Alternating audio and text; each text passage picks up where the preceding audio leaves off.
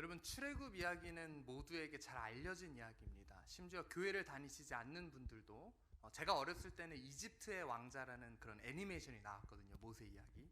또 제가 그보다 훨씬 그 이전에 우리 아마 여기 계신 대다수의 우리 어르신들께서는 십계라는 영화 혹시 보신 적 있으신가요? 그 예전에 나온 모세 또 이 출애굽의 이야기를 담은 그런 영화입니다. 그래서 당시 십계라는 영화가 세계적으로 히트를 쳤기 때문에 교회를 다니지 않는 사람들도 봤을 정도로 명작으로 여겨지는 그런 영화입니다. 그래서 이 많은 사람들이 기독교인이든 비기독교인이든 이 출애굽의 이야기를 잘 알고 있습니다. 여러분, 출애굽하기까지의 배경이 어떻게 됐었죠? 바로 이 그 가나안 땅에 야곱과 그의 가족들이 살고 있었는데 기근이 들게 됩니다. 그래서 먹을 게 없자 반면에 이 들리는 소문을 의하면 애굽 땅에 가면, 바로 그 이집트 땅에 가면 총명한 총리가 와서 그런 음식들을 잘 비축해 놓아서 준비를 해 놓았다고 합니다. 그래서 그 땅에 음식을 구하러 가서 보니까 그 사람이 누구였어요? 그 총리가 바로 자신의 잃어버린 아들이었던 요셉이었습니다.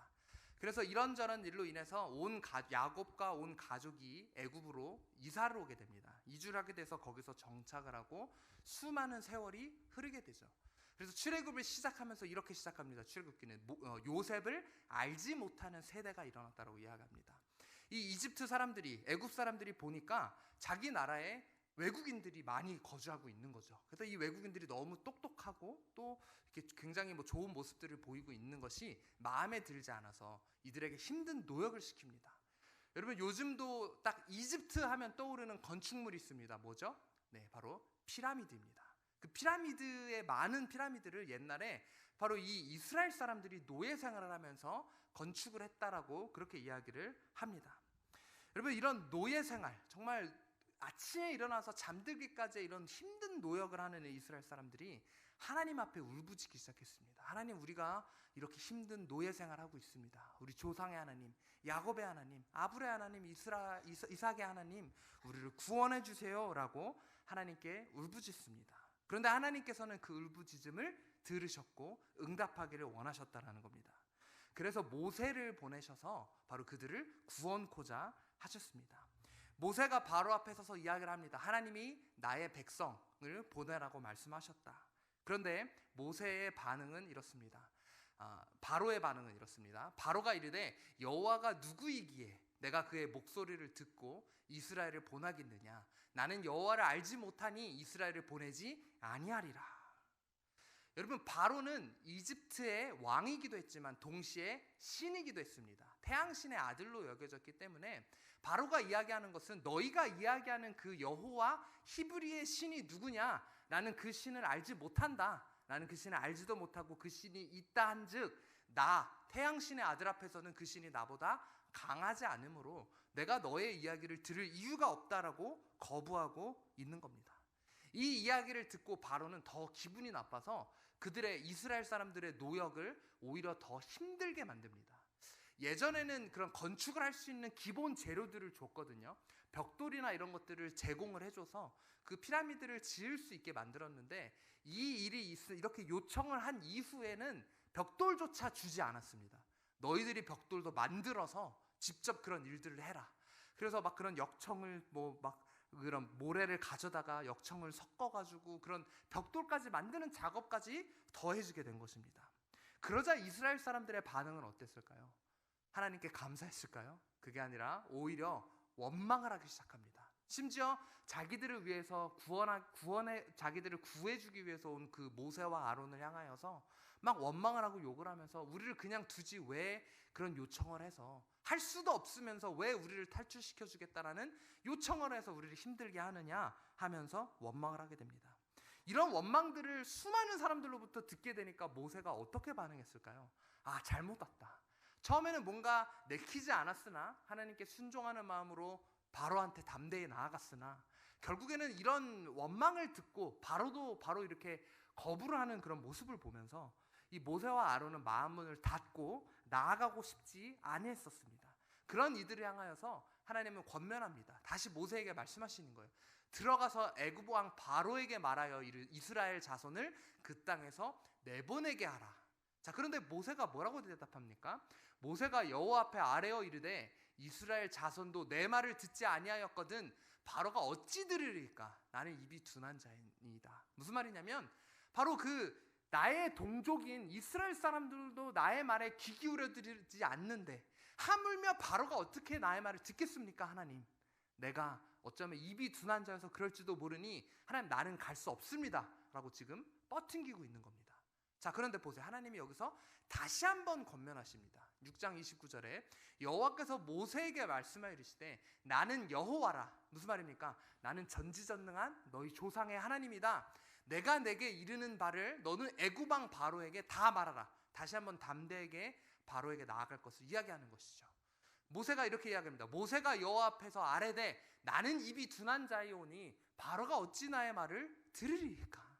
다시 한번 이 변명 저 변명하면서 하나님 앞에, 하나님, 나는 연약한 자이기 때문에, 입이 둔한 자이기 때문에 바로 앞에 나갈 수 없습니다 라고 이 핑계 저 핑계를 계속 대고 있는 겁니다. 그리고 오늘 본문인 7장에 이르러서 여전히 이런 마음을 갖고 있는 그 모세를 향하여 하나님이 담대하게 나아갈 것을 촉구하고 설득하고 있는 겁니다. 자, 7장 1절 말씀 우리 같이 한번 여러분께서 읽어보겠습니다. 시작. 바로에게 신같이 되게 하였은즉 내 형 아론은 내 대언자가 되리니. 여러분, 하나님이 모세에게 바로를 향하여서 보내면서 이렇게 이야기합니다. 내가 너를 바로에게 신같이 되게 하겠다라고 이야기하고 계십니다. 이게 무슨 말입니까? 아까 말씀드렸듯이 바로는요, 자기 자신을 신처럼 여기고 있어요. 그런데 모세를 보낼 때 신의 그냥 대언자인 정도가 아니라 모세를 보낼 때, 바로가 모세를 보았을 때 그 모세가 신처럼 느껴지게 하겠다라고 선포하고 계신 겁니다. 여러분, 우리나라 성경에서는 이 신, 즉 하나님이 아닌 다른 우상이나 귀신들을 지칭하는 단어를 신이라고 쓰고 하나님은 여호와 혹은 하나님이라는 단어를 쓰지만 우리 영어 성경에는 신과 하나님을 뜻하는 단어는 똑같이 God이라는 단어를 씁니다. G-O-D. 그런데 이 G를 대문자로 쓰게 되면요, 그게 바로 하나님을 지칭하는 단어이고요, 대문자가 아니라 소문자 G를 쓰게 되면 바로 이런 우상이나 귀신을 뜻하는 단어입니다. 자, 그런데 여기서 하나님께서 모세에게 이야기를 하실 때 바로에게 네가 신같이 되게 하였다라는 이 말을 할 때 이 신을 영어 성경을 보게 되면요, 대문자 G를 쓰신 것을 볼 수 있어요. 그럼 이게 무슨 말이냐면 바로가 모세를 볼 때 어떤 한 많은 신 중에 한 어떤 신으로 보는 것이 아니라 모세를 볼 때 하나님을 보는 것처럼, 여호와 하나님을 본 그 유일한 하나님을 보는 것처럼 느끼게 하겠다라고 이야기하고 있는 겁니다. 이것이 어떤 의미냐면 하나님의 그 권능과 모든 힘을 모세에게 마치 양도하는 것처럼 그런 장면으로 여기서 보여주고 있는 겁니다. 그래서 그 이후에 어떤 장면들이 나오죠? 모세가 그 바로 앞에 서서 그 뱀이 지팡이를 던져서 뱀이 되게 하였을 때 바로 역시도 주변에 있는 실사들이 똑같은 마술을 흉내를 내죠. 그런데 어떤 일이 벌어집니까? 바로 그 모세의 지팡이가 변한 그 뱀이 다른 그 가짜 뱀들을 다 잡아먹지 않습니까? 여러 번 이런 어떤 주술사들이 이런 초자연적인 귀신의 힘에 힘입어서 하나님의 그 기적을 흉내를 낼 때 이 모세가 그 흉내낸 것에 비교도 안 될 만큼 그런 큰 일들을 벌이는 일들이 나오는 것이 바로 이렇게 하나님이 그의 힘을 양도하는 것처럼, 하나님이 그의 힘을 모세를 통해서 나타내면서 바로가 참 신이 아니라 나 여호와 하나님만이 위대한 신이다라는 것을 하나님이 보이고 계신 겁니다. 여러분, 그런데 이 출애굽기 7장 말씀을 보게 되면요, 한 가지 이상한 구절이 나옵니다. 자, 7장 3절 말씀을 보면 하나님이 모세를 보내면서 이렇게 이야기하세요. 내가 바로의 마음을 완악하게 하고 내 표징과 내 이적을 애굽 땅에서 많이 행할 것이나. 여러분, 완악하게 하다라는 것이 무슨 말입니까? 국어사전에 보니까 성질이 억세게 고집스럽고 사납다라는 뜻으로 완악하다는 말이 쓰여집니다.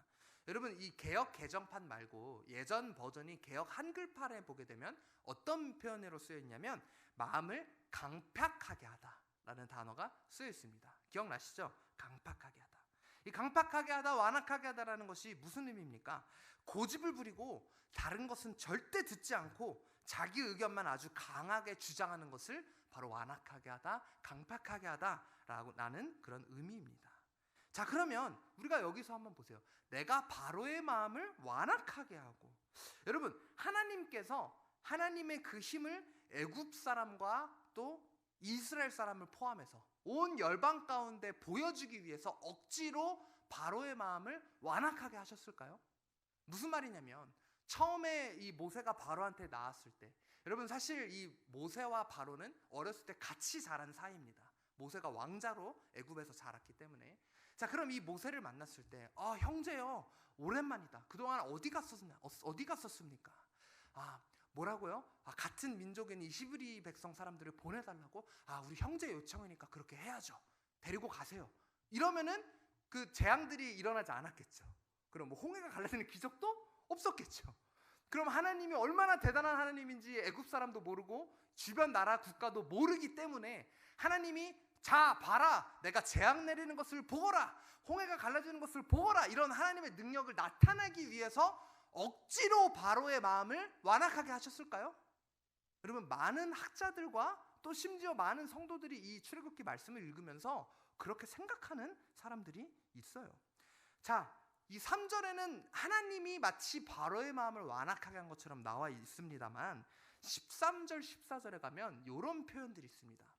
그러나 바로의 마음이 완악하여 그들의 말을 듣지 아니하니 여호와의 말씀과 같더라. 14절에는 여호와께서 모세에게 이르시되 바로의 마음이 완강하여 백성 보내기를 거절하는도다. 여러분, 이 13절, 14절 말씀을 보게 되면 하나님이 바로의 마음을 완악하게 하는 겁니까? 아니면 바로가 자신의 마음을 완악하게 먹는 겁니까? 바로가 자신의 마음을 완악하게 먹는 거죠. 자, 그러면 아까 3절에서는 하나님이 바로의 마음을 완악하게 하신다고 하셨는데 도대체 무엇이 맞는 걸까요? 과연 바로가 자기의 마음을 스스로 완악하게 하였을까요? 아니면 하나님께서 억지로 완악하게 하셨을까요? 여러분, 이 출애굽기 말씀을 계속 보게 되면요, 이 완악하게 하다, 강팍하게 하다는 표현이 계속 등장하지 않습니까? 그런데 하나님이 바로의 마음을 아까 3절 말씀처럼 완악하게 하였다라는 표현이 한 7번 정도 나오고요. 지금 이 13절, 14절처럼 바로가 자신의 마음을 완악하게 하였다라는 표현이 또 한 7번, 8번 정도 비슷비슷하게 나오게 됩니다. 그럼 도대체 뭐가 맞는 걸까요? 여러분, 결론적으로 말씀드리자면 하나님이 바로의 마음을 완악하게 만드신 것이 아니라 바로가 스스로 그의 마음을 완악하게 하고 고집부린 것이 맞습니다. 하나님이 그 마음을 완악하게 만들지 아니하셨다는 거예요. 여러분, 하나님은 바로에 대해서 너무나도 잘 알고 있었습니다. 여러분, 저는 저희 부모님이 저를 볼 때 제 성격이 어떤지 제 눈빛만 봐도 아세요. 제 표정만 봐도. 어렸을 때 제 성향이라는 게 있잖아요. 물론 하나님께서 많이 다듬어 가시는 것이 있지만 너무나도 내가 잘 아는 자녀를 보았을 때 아직 모르는 부분도 있지만 잘 아는 부분이 있다는 거예요. 하물며 하나님이 우리를 보실 때 우리가 어떤 생각을 하는지, 또 어떤 일을 겪었을 때 어떤 마음을 품는지 너무나도 잘 아신다는 거예요. 심지어 어떻습니까? 때로는 나 자신보다 나를 더 잘 아시는 것이 하나님이십니다. 무슨 말이냐면 하나님은 바로에 대해서 너무나도 잘 알고 계셨다는 거예요. 그가 재앙이나 심판을 겪지는 않고서는 이스라엘 백성들을 보내주지 않을 것이라는 것을 하나님 너무나도 잘 아셨다는 거예요. 심지어 한 번이나 두 번의 재앙이 아닌 이렇게 여러 번 재앙을 겪지 않고서는 그의 마음이 바뀌지 않을 것이라는 것에 대해서 그의 교만함과 그의 마음의 완악함을 너무나도 잘 알고 계셨다는 겁니다. 여러분, 재앙이 여러 번 일어났잖아요. 그 애굽 땅에서 일어난 재앙은요, 하나님이 얼마나 자신의 힘이 강한지 나타내기 위해서 막 희생시키시고 이런 재앙들을 보이신 것이 아니라 재앙은요, 바로의 마음을, 또 이집트 사람들의 마음을 돌이키게 하고자 하는 하나님의 사인이자 경고였다는 겁니다. 여러분, 첫 번째 재앙이 일어났을 때 바로의 마음이 꿈떡도 하지 않습니다. 뭐 우연일 수도 있겠지. 그런데 두 번째 재앙이 일어나자 바로의 마음이 변화가 생겨서 모세를 불러서 이야기했죠. 제발 이 재앙 좀 멈추게 해줘라. 그래서 이 재앙이 멈추게 됩니다. 그런데 이 바로가 이 재앙이 멈춘 걸 보고서 또 자신의 마음을 완악하게 먹어요. 그래서 또 그 백성들을 보내기를 거부합니다. 자, 그러자 어떻습니까? 재앙이 또 일어납니다. 재앙이 또 일어났을 때도 마음이 변하지 않지만 한 번 더 재앙을 또 겪고서 그때서 이제 또 잘못했으니까 백성들을 보내고 재앙 좀 제발 멈추게 해줘라. 자신의 마음을 완악하게 하는 것을 멈추는데 또 이 재앙을 보고서 마음을 열었던 것입니다. 여러분, 이게 계속 반복되는 거예요. 언제까지? 10번째 재앙 때까지. 사실은 바로가 이 하나님의 이 경고를 듣고서 3, 4번 혹은 5번 그 재앙만에 백성들을 보냈다라면 이런 10번째 재앙까지 겪지 않았을 겁니다. 근데 바로가 이런 수많은 경고와 재앙들이 일어남에도 불구하고 자기가 자신 마음을 완악하게 하기로 고집 부리기로, 이게 우연이겠지, 하나님이 아니겠지, 아니야, 우리 이집트의 태양신이 우리를 보호해 주실 거야 라는 이런 터무니없는 생각 때문에 자신의 마음을 완악하게 하기로 결정했다라는 겁니다. 결국 10번째 재앙에서 모든 난 것들의 첫 것들이 죽는 그 재앙이 일어나고 나서야 바로는 그제서야 비로소 백성들을 보내라라고 이야기를 합니다. 여러분, 그런데 이 백성들을 보내라고 하고서 바로가 그의 마음을 누그러뜨린 겁니까? 이 백성들이 결국 애굽을 땅을 떠나게 됩니다. 그런데 바로가 가만히 앉아서 생각해 보니까, 아니 그러면 이제 우리 그 피라미드는 누가 짓지? 이 사람들에게, 이집트 사람들에게, 애굽 사람들에게 여태껏 그런 노역을 안 했는데 돈을 더 주면서 하라고 하면 할까? 이런 막 생각들이 들어오는 거예요. 그래가지고 이 바로가 아무리 생각해도 도무지 이스라엘 사람들을 보낼 수 없는 겁니다. 그래서 어떻게 합니까? 결국 막 군사들을 이끌고 그 뒤쫓아 가잖아요. 근데 결국 어떻게 됩니까? 그 돌이키지 아니하고 끝까지 마음을 완악하게 먹자. 결과는 어떻습니까? 홍해에서 결국 그들이 죽임을 당한다라는 겁니다. 여러분, 마음을 완악하게 하고 완강하게 한 것은 하나님이 억지로 만드신 것이 아니라 바로가 그렇게 만들었다라는 겁니다. 자, 그러면 왜 성경에는 하나님이 바로의 마음을 완악하게 하셨다라는 표현이 쓰여 있을까요? 여러분, 사실은 이 부분을 제가 이렇게 좀 연구하게 된 계기가 있어요. 제가 그 다른 교회에서 청년부 사역을 할 때 성경 공부를 하고 있는데 자유의지를 이야기를 하고 있었거든요. 하나님 우리를 창조하시면서 자유의지를 주셨다. 우리가 그 자유의지로 하나님께 순종하고 하나님께 나아가는 결정을 할 수 있지만 때로는 불순종하는 결정을 할 수도 있다. 그것이 나의 선택이다. 그래서 우리가 하나님 곁에 늘 머물기 위해 그 자유의지로 하나님을 더 섬기기 위해 노력해야 된다라는 막 그런 이야기들을 하고 있는데, 그 청년이 이 질문을 하더라고요. 아니 목사님, 근데 하나님 우리에게 자유의지를 주셨으면 도대체 출애굽 때 바로는 무슨 죄가 있어서, 아니 자유의지가 있는데 왜 하나님이 바로의 마음을 완악하게 하셨다라는 표현이 나와 있냐고, 바로는 그러면 희생당한 거 아니냐고, 자유의지가 없었던 거 아니냐고 질문을 하더라고요. 제가 보니까 진짜 하나님이 바로의 마음을 완악하게 하셨다고 성경에 쓰여 있으니까 왜 그렇지? 바로만 예외인가? 그렇진 않잖아요. 그래서 도대체 왜 그런지를 제가 생각해 봤는데 모르겠는 거예요. 성경에 그렇게 나와 있으니까. 제가 그 청년한테 이렇게 이야기했어요. 솔직하게 말하면 모르겠다. 그런데 내가 한 가지 아는 것은 바로라고 예외가 있었던 것은 아니고 바로도 분명히 자유의지가 있었다라고 제가 이야기를 했거든요. 그런데 내가 여기에 왜 이렇게 나와 있는지 좀 연구를 해보고 다음 주에 알려주겠다라고 제가 이야기를 했어요. 제가 이제 집에 돌아와서는 이 부분이 너무 궁금해서 좀 찾아봤거든요. 근데 제가 항상 뭔가 성경을 봤을 때 좀 뭔가 이상하거나 이해가 잘 가지 않는 부분은요, 원어를 읽어봐요. 또 이렇게 저희 이제 목사가 되는 과정 공부를 할 때 이 성경 원어를 배우기 때문에 제가 히브리어 성경을 펼쳐놓고 이 출애굽기 말씀을 읽었습니다. 자, 그랬더니 제가 한 가지 깜짝 놀라는 발견을 했어요. 여러분, 원래 이 영어, 우리 예전에 영어 공부하셨던 분들 보시면 영어에는 시제가 있습니다. 어떤 시제가 있냐면 과거형이 있고 미래형이 있고 현재 진행형이 있고 뭐 미래 완료형, 현재 완료형, 뭐 과거 완료형, 이런 복잡한 문법들이 있어요. 자, 그런데 히브리어는요, 이 시제가 훨씬 복잡합니다. 이 시제 어떤 동사를 어떤 형태를 썼냐에 따라서 해석이 아예 달라져요. 심지어는 이 주어가 바뀌는 경우가 있어요.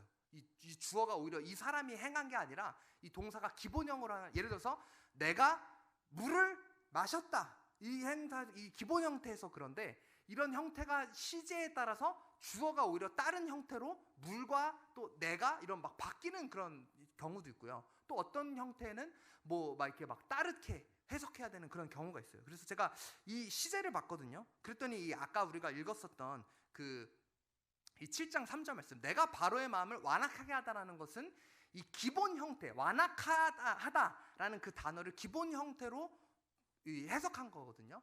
근데 보니까 이 7장 3절에 쓰여진 동사가 기본 형태가 아니라 히필이라는 그런 시제로 쓰여졌어요. 여러분, 히필은 좀 복잡하지만 어떤 식으로 해석을 해야 되냐면, 히필이라는 히브리어 동사가 쓰여졌을 때는 무엇인가를 허용하다 혹은 내버려 두다라는 그런 단어로, 그런 동사로 해석을 해야 돼요. 자, 그러면은 이 7장 3절, 내가 바로의 마음을 완악하게 하다가 아니라 이 번역이 사실은 잘못된 거예요. 이렇게 해석을 해야 됩니다. 여러분, 쉬운 성경을 보게 되면 이렇게 해석했습니다. 같이 한번 쉬운 성경 7장 3절 읽어보겠습니다. 시작. 그러나 나는 파라오의 고집을 그대로 두고 이집트 땅에 많은 기적을 일으킬 것이다. 이게 사실은 원어에 맞는 해석이에요. 그래서 요즘 나오는 성경 번역본들은요, 영어 성경도 그렇고 이 해석을 이 문법에 맞춰서 바꿔서 해석을 하기 시작했다는 겁니다. 여러분, 이 위에 원래 우리가 읽은 그 번역이랑 한번 보세요. 내가 바로의 마음을 완악하게 하고, 이거랑 나는 바로의 고집을 그대로 두고, 이 뜻이 완전히 다른 뜻 아닙니까? 히필이라는 그 문법이 들어갔을 때는 사실은 뭔가를 그대로 두다, 내버려 두다 라고 해석을 해야 합니다. 여러분, 이것이 굉장히 중요합니다. 왜 그러냐면 아까 말씀드린 인간의 자유의지와 연결이 되어 있기 때문입니다. 하나님이 억지로 누군가의 마음을 그렇게 만드신 것이 아니라, 우리가 때로는 하나님 앞에 완악한 마음을 먹고 강팍한 마음을 먹을 때는 그런 마음을 먹도록 내버려 두신다라는 겁니다. 여러분, 이 내버려 두시는 것에 대해서 바울 역시도 로마서에서 이렇게 이야기하고 있습니다. 그러므로 하나님께서 그들의 마음의 정욕대로 더러움에 내버려 두사. 또 26절에 가면 이 때문에 하나님께서 그들을 부끄러운 욕심에 내버려 두셨으니. 마찬가지로 28절 말씀 우리 같이 한번 읽어보겠습니다. 시작. 또한 그들이 마음에 하나님 두기를 싫어하며 하나님께서 그들을 그 상실한 마음대로 내버려 두사 합당하지 못한 일을 하게 하셨으니. 여러분, 우리가 마음의 정욕을 품기로 할 때 하나님은 그대로 내버려 두신다라는 거예요. 부끄러운 욕심을 품을 때 하나님은 그대로 내버려 두신다라는 겁니다. 또 우리 마음에 하나님 두기를 싫어할 때 하나님은 그런 마음을 먹도록 내버려 두신다라는 거예요. 왜? 우리에게 자유지가 있기 때문이고, 하나님은 우리 마음에 결정권을 주신 것에 대한 것을 존중해 주세요. 바로 역시도 마찬가지입니다. 하나님은 바로에게 결정권을 주셨습니다. 그가 이런 재앙들을 겪으면서 자신의 완악함, 자신의 고집, 자신의 교만함을 내려놓고 하나님께 순종하느냐, 아니면 자신의 마음을 또 완악하게 먹느냐, 그 선택을 할 수 있게 하나님은 결정권을 바로에게 넘겨주셨다라는 겁니다. 그리고 완악함을 먹을 때마다 하나님은 이런 재앙을 통하여서 그에게 경고하셨던 겁니다. 완악함을 먹지 말거라. 너가 너의 마음을 완악하게 먹으면 네 끝에 있는 것은 결국 멸망뿐이다 라면서 바로에게 끊임없이 경고하셨던 거예요. 어떻게 보면 이 재앙은요, 하나님의 사랑의 표현이자 그런 하나님의 그 마음을 바로에게 표현하는 거였습니다. 바로가 하나님의 그 전능하심 앞에 바짝 엎드려서 그 경고를 들었다라면 멸망하지 않았을 것입니다. 여러분, 이것이 비단 바로의 이야기일 뿐만이 아니라 이 성경에서 보게 되면 계속 반복하는 것을 우리는 알 수 있습니다. 여러분, 이스라엘 사람들이 출애굽을 했습니다.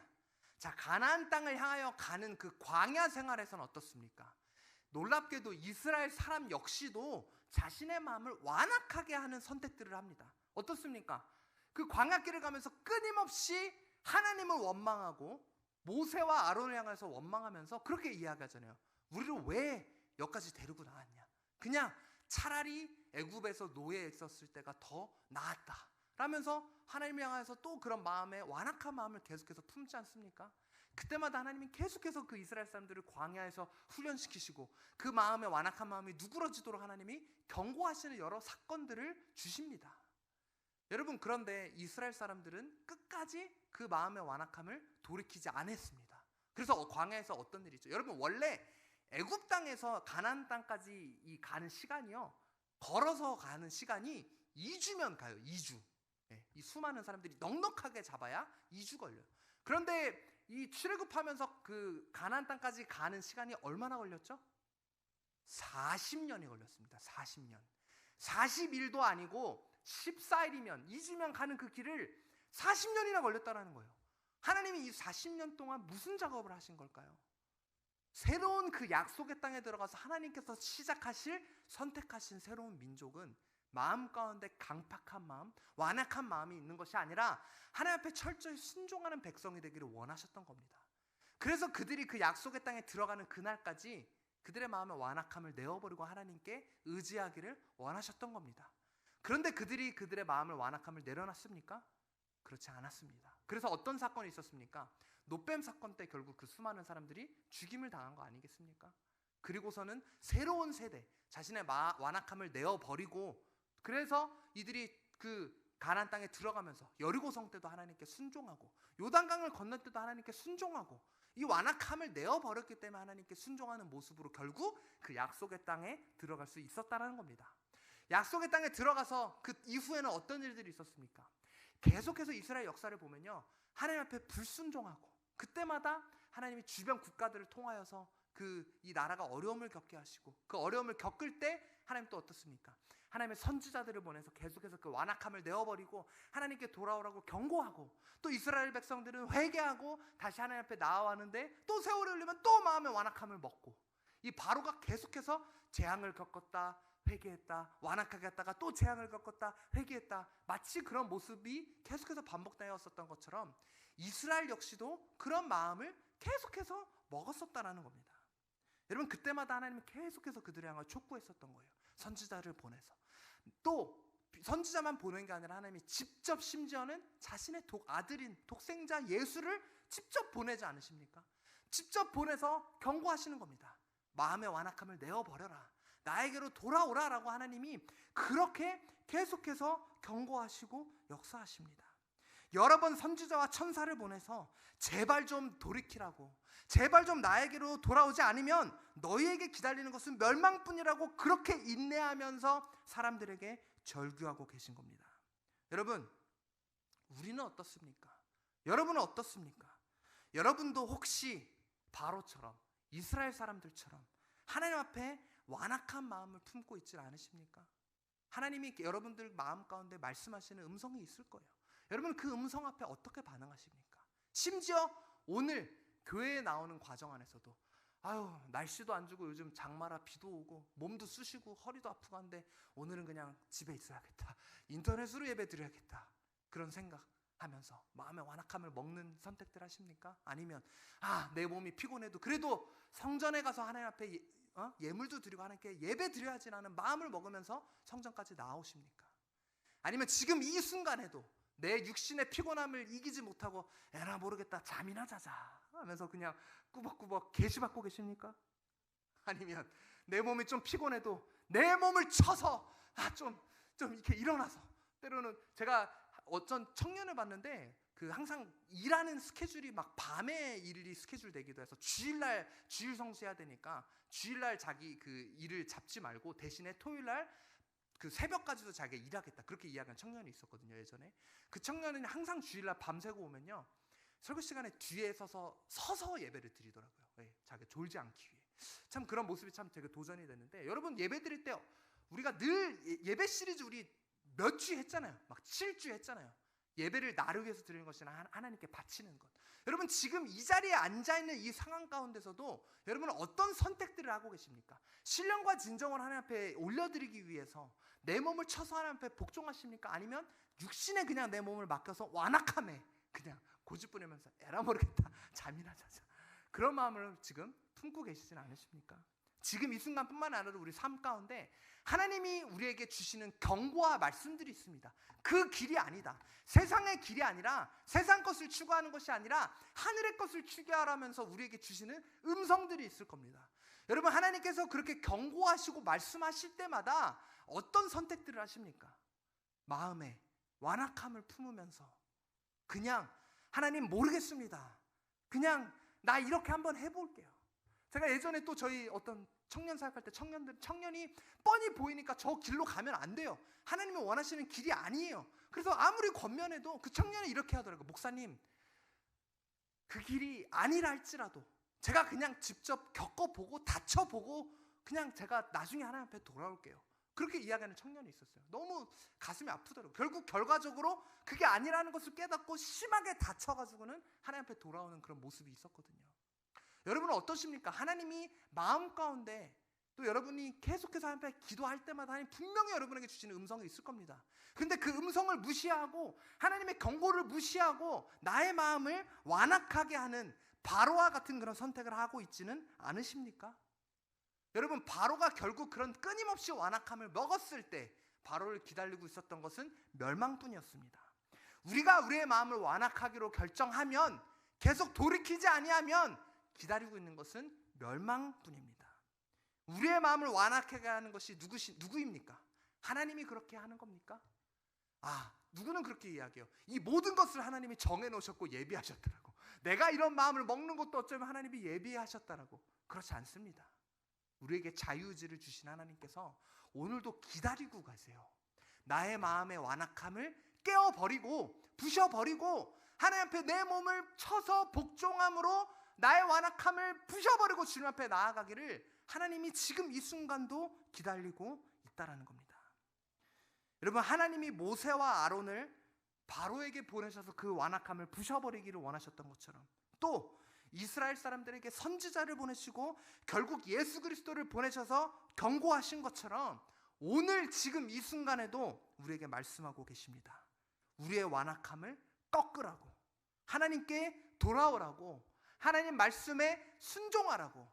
여러분, 혹시 하나님 앞에 고집 부리고 있는 것 계십니까? 하나님 앞에 뻗팅기고 있는 것 계십니까? 이 시간 우리 마음에 있는 그 모든 완악함을 내려놓고 주님 앞에 나아갔으면 좋겠습니다. 하나님, 나의 마음에 이 모든 완악함을 깨어버리고 이제는 주님 앞에 온전한 순종으로 나아가는 내가 되게 하여 주시옵소서라는 그런 고백으로 주님 앞에 나아가는 여러분들이 되었으면 좋겠습니다.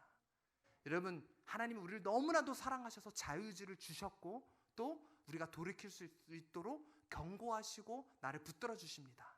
여러분, 주님의 그 사랑의 표현 앞에 응답하지 아니하시겠습니까? 이제는 나의 마음 가운데 모든 불순종과 완악함은 내어버리고 주님 앞에 돌아가는, 주님을 주인으로 섬기고 주님 앞에 철저히 순복하는 그런 우리가 되기를 주님의 이름으로 축원합니다. 같이 함께 기도하시겠습니다. 사랑의 하나님, 이 시간 오늘 말씀을 통하여서 우리 자신을 돌아보고자 합니다.